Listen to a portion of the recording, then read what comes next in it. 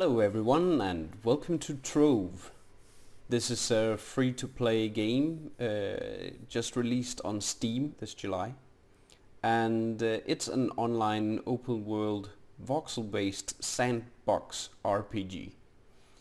And that's a mouthful. It has a building aspect, a bit like Minecraft, but it also has an adventure part, which is very dominant in the game, I would say. That depends on how you want to look at it, how you want to play. It looks a bit like Cube World. You may know this game, but it's definitely not. It does have a lot of other things to offer than Cube World in a different way.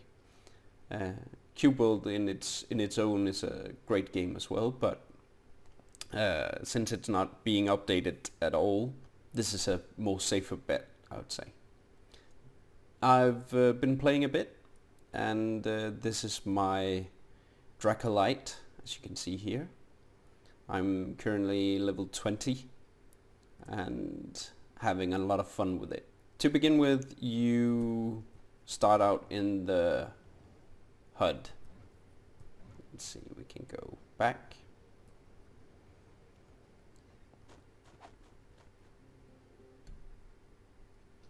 The hub is where you initially spawn in this world. This is where people meet. This is where you can buy stuff over there and enter some worlds here and some worlds here. The game will guide you brilliantly through the first quests and the first worlds, how to play the game. This is the first world you will enter, the adventure portal, 1, 2, 3. And afterwards you will be going to 4 and 5, the blue one, and then 6, 7, purple, 8, 9, orange, and then you come to the Uber Worlds. Uber Worlds is where you will spend most of your time in the game, but we'll get to that. Let me show you my cornerstone. In this game you have a house, but the house is actually movable. So you have these plots here, the cornerstones, and you can use it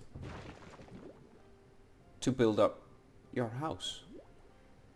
As you can see, I've built my house as my helmet. The helmet is a mastery level 10. You have these mastery ranks. I'll get into that later. And I thought I could build a house like this, and so I did. Well, it's not totally finished yet. It resembles shadow giants' heads. So I'm living inside a shadow giant's head. Yeah. In your cornerstone, you have your rejuvenation station, where you can refill your potions. You have endless potions, or at least 11 potions, and then you can rejuvenate at your cornerstone. So you fill up the flasks. One of the first things you'll encounter to put into your cornerstone is the loot collector. Loot collectors are meant to be selling points for the items you find. For example, I have this item here. As you can see, it's a legendary hat. Legendary not as in unique in any way, because you will find loads of legendaries as you progress in the game.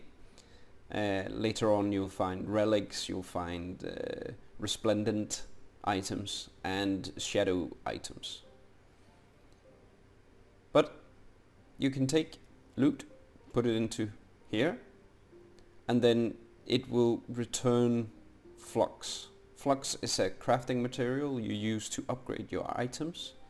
As you can see, I have no flux in my inventory just now, but I can click accept and deconstruct.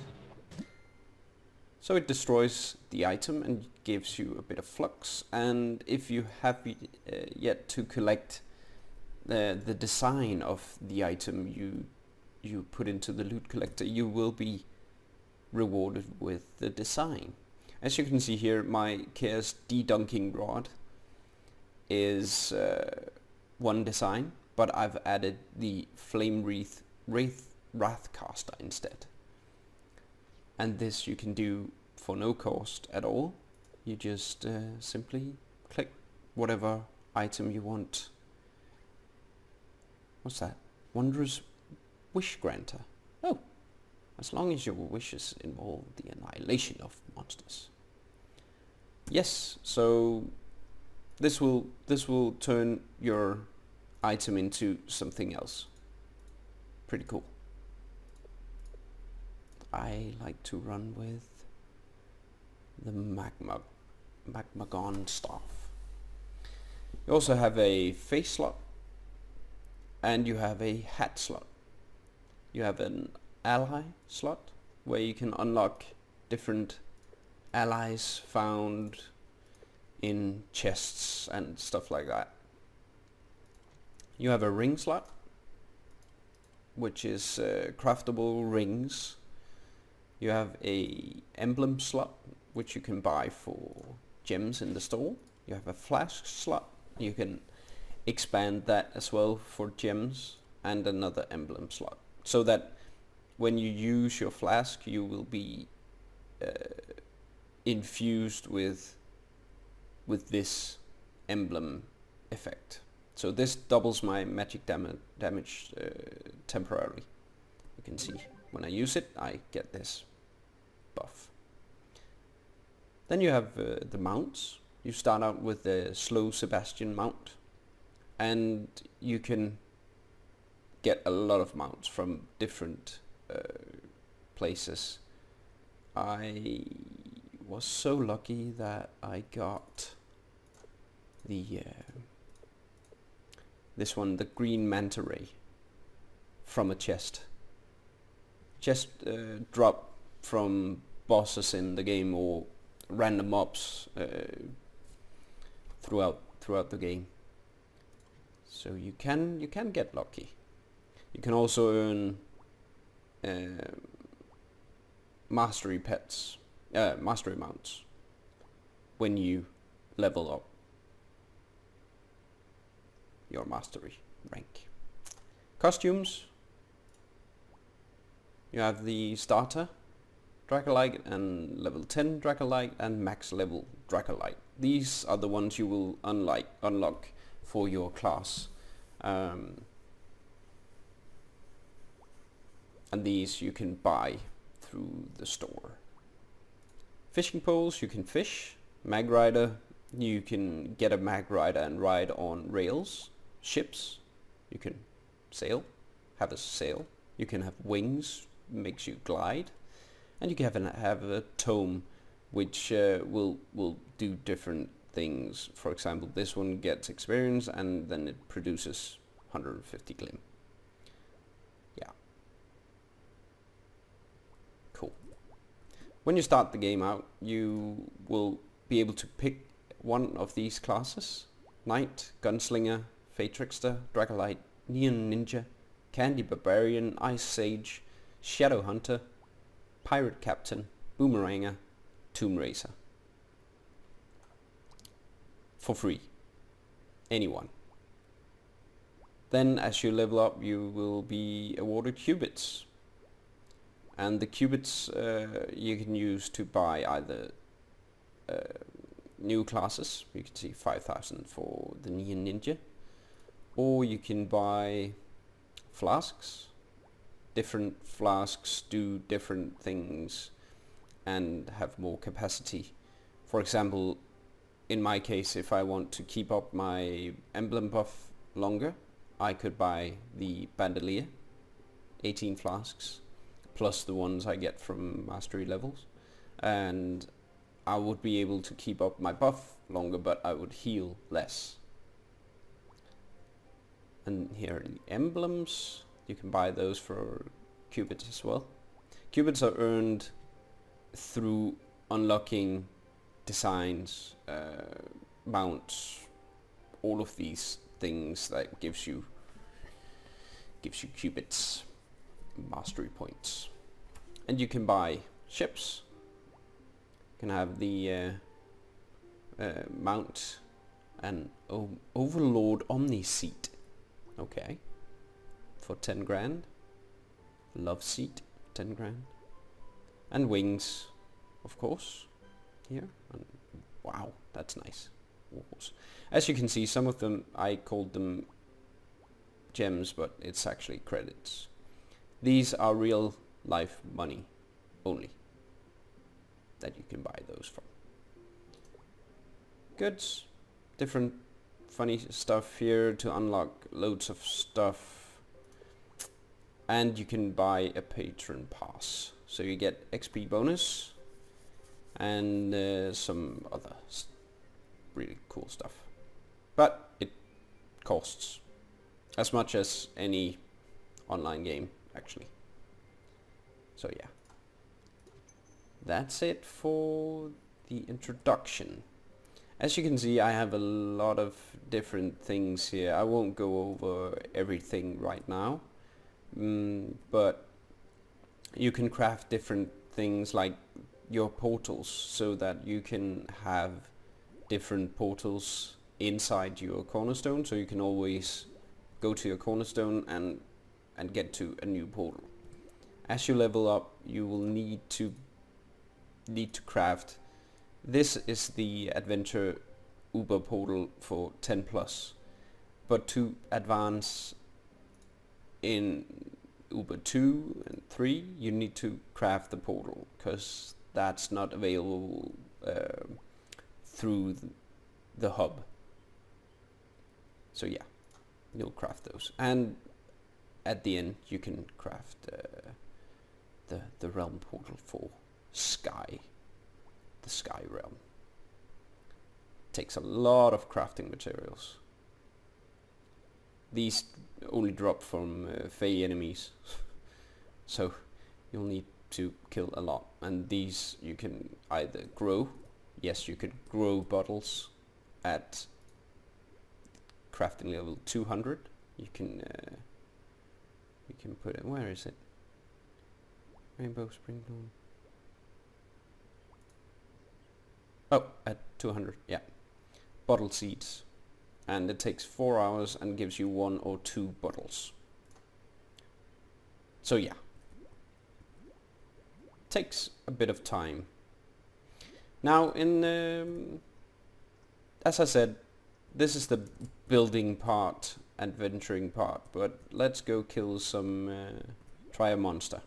You have the map here, and you can see the different designs on the map. This is a robot, so you have this is a cursed area, so you have different cursed mobs here and dungeons, these little ones. The X's means that it's cleared, and you can also find recipe dungeons for to unlock different recipes for crafting stuff to put into your cornerstone. And here we have an enemy. He's running around. I can put down this little bomb, and if I use my fire on it, it will explode. I'll go into a bit tougher world here, an Uber World 2. As you can see, I can just instantly move my cornerstone to here. Like that. Everything within the cornerstone will be transported to here. So I could place a portal here. Could be nice actually to have outside. Yeah. And then you adventure out. As you can see here, you have a bit more variance in the different biomes. You have a dragon here, and some fae there, and some permafrost, and some pirate, and cacti. So let's go check out... Wow, someone just built. Let's go check out the permafrost. I love that. Be right back. Almost there. As you move through the landscape, you will find different things to move over, and if you're mounted, you will destroy them. Here I got some flasks. One bottle, not flasks. And this is a biome for permafrost. You can jump like this and press the spacebar to jump further up, which is very cool when you need to climb these dungeons, because they can be a bit of a pain. I'm not sure when you get to be able to jump as high as I can, but to begin with I could jump like maybe one extra time. Here we are.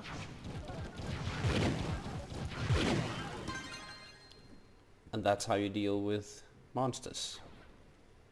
Magic find. Triggered. So I found a staff.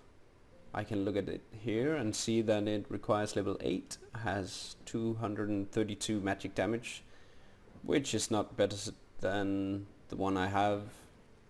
You can see the comparison to your left. I have this one, yeah. But you can then deconstruct it to get flux, to get this design. It's not in my collection yet. I can see that down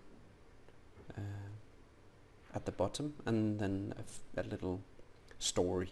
And I think that most items are actually designed by other players. There's something on the web for that. As you can see, Avery, Lactra, Screamheart. It's very few items that I have seen without design by, actually. And here's the boss of this dungeon. I can turn into a dragon, like that. That's pretty cool.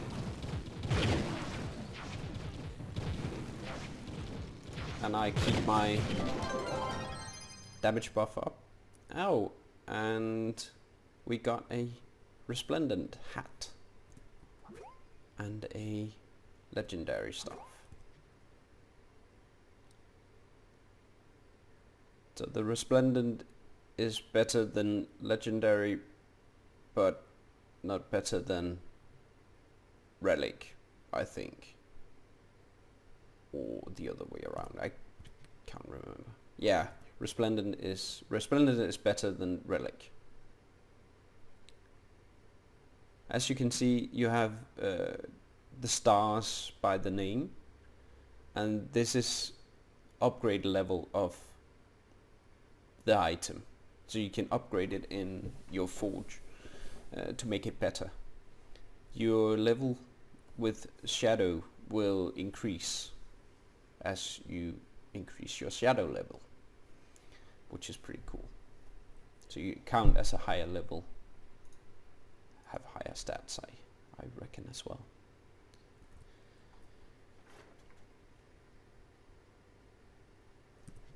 Last thing I want to cover is the mastery rank. You get mastery ranks as you explore the game, pick up items, unlock designs. You can see here that on every single one of these it says 1 mastery point, and this is because I get 1 mastery point per unlock. Mounts, you can get, some of them gives you 50 mastery points. Legendary Dragon gives you 250 dragon points. And you can also see how you can acquire these cool items. So yeah, that's pretty awesome. The mastery rank then in return gives you extra health, cubits, shapestone, capacity for your flasks, damage increase, the shadow, as I was talking about, my hat design, and loads of other things. And seriously, I have no idea if I will ever reach level 200, but to get the dragon, that would be awesome. Dragonling and Master's Wings at 110. So right now I'm just having fun with this and enjoying the game, really, because it's a lot of fun. Oh yeah, one thing I want to show you guys as well. In the game you will need to gather materials, as in every other game. But in this game you can do it by either running over things with your mount, or you can go into construction mode. This is where you build things. See, you just click and place blocks where you want to. You can also drag, hold left mouse button and drag to make a larger line. To remove blocks and to harvest stuff like this, you right click, and in return you'll get the block back. This is also how you harvest ores. But this could seem like a tedious task to do, and to be honest, if this was the only way to harvest ore, I would get a bit bored. But it's not. So you have several other options that you can use. For instance, you can use, see, go over here, these things. Yes, bombs. Now this is by far the most efficient way to mine. Sometimes they are a bit tougher. So yeah, that works. Some of the classes can also do damage to the blocks. For instance, the little dragon I have up here, when I use my second mouse button, it can destroy blocks, but that would take ages, so that's not good. But you can, for instance, the boomeranger, he has a huge time bomb that you can toss down and destroy blocks with. It's on a timer, so you'll need to run around and use bombs as well, but it does give him an advantage when farming ores. So yeah, this is how the game is, and I really enjoy it right now. And I've just acquired the Tomb Racer, so I think I'll be doing a Let's Play with the Tomb Racer. Thanks for watching, cheers, and stay cool.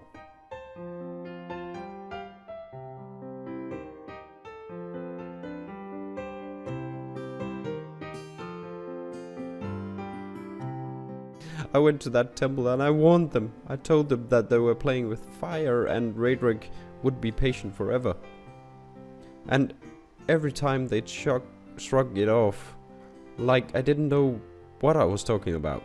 Like it wasn't costing me coming into Mecha Spider mount.